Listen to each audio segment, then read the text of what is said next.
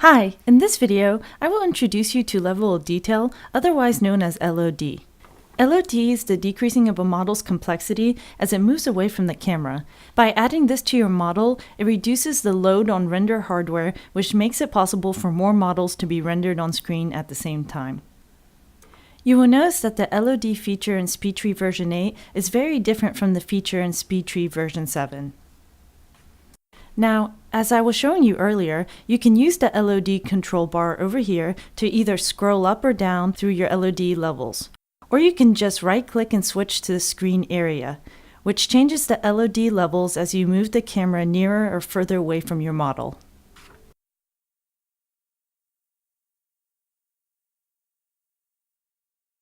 In order to show you how to set LOD, I'm going to start off with opening the same demo tree, but without any LOD set.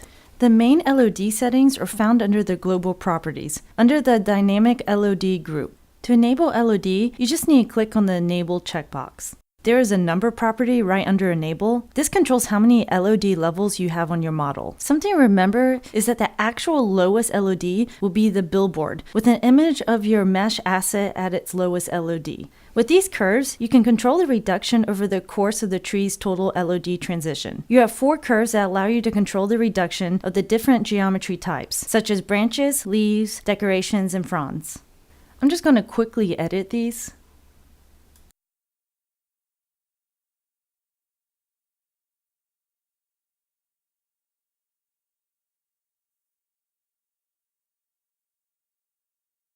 Next, we have the leaf setting properties. Here we have growth scale and jumble.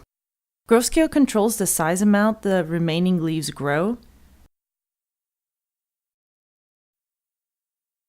and jumble adds some noisiness to the placement of the leaves that remains. I'm going to use jumble to distribute the leaves a little better. You can fine-tune your LODs just by adjusting the dynamic LOD settings located in the properties of each generator. I'm just going to select one of my branch generators and go to the dynamic LOD group. The first property you will see is the weight property, which influences what gets removed. The branches with the higher weight will win over the branches with the lower weight. The next 3 controls will allow you to reduce the amount of triangles in your mesh. You can adjust the length and radial segments, blue curves, which controls the amount of segment reduction that occurs during the LOD transition. You can apply optimization by entering a value between 0 and 1. I'm going to quickly edit the LOD properties on the other generators because I want my last LOD triangle count lower.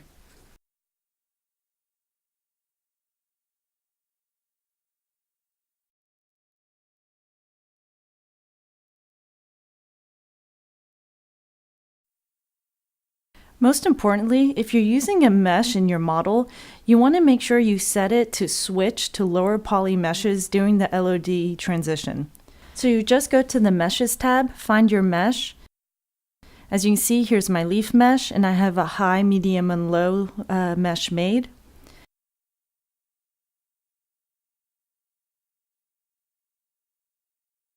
And if you have an imported mesh, you want to make sure you load the decimated mesh in the corresponding resolution spots, so high, medium, and low.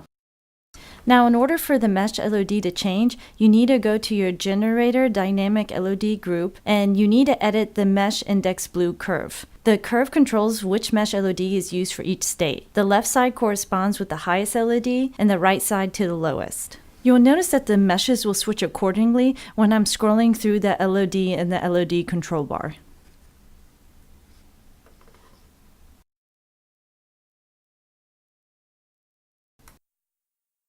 Well, that is it for this tutorial, and thank you for watching.